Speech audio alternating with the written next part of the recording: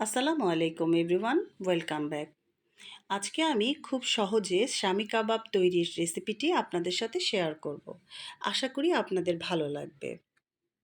এখন একটি প্যানে ফ্যাট সহ 250 গ্রাম গরুর মাংস এইভাবে টুকরো করে কেটে নেব। 4-5 ঘন্টা ভিজিয়ে রাখা 100 গ্রাম ছোলার ডাল অ্যাড করব।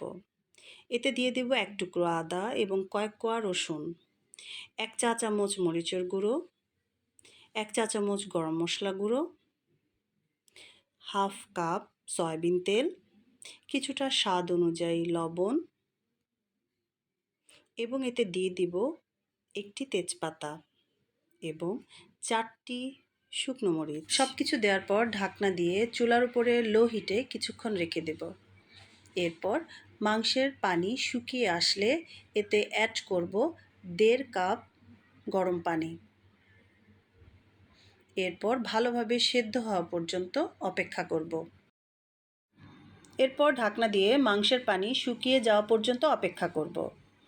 মাংসের পানি শুকিয়ে গেলে ঠান্ডা করে নেব। এরপর একটি ব্লেন্ডারে ব্লেন্ড করে নেব।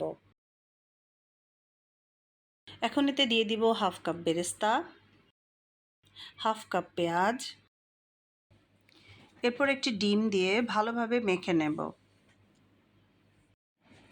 এরপর আবার হাফ চা চামচ গরম মশলার গুঁড়ো দিয়ে ভালোভাবে মেখে হাত ক্লিন করে হাতে একটু সয়াবিন তেল মেখে কাবাবগুলোকে শেপ করে নেব।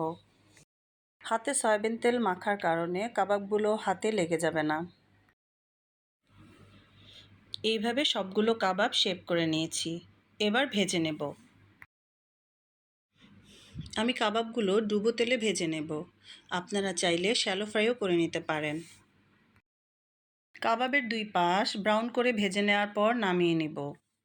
এটি আপনারা ভাত, প্লেন পোলাও এবং পরোটার সাথে উপভোগ করতে পারবেন। এই তো হয়ে গেল আমার সহজ শামি কাবাবের রেসিপিটি। দেখুন এর ভেতরটা কতটা সফট হয়েছে, খেতেও হয়েছে দারুণ। যদি ভালো লাগে লাইক, কমেন্ট, শেয়ার দিয়ে আমার পাশে থাকবেন। ধন্যবাদ।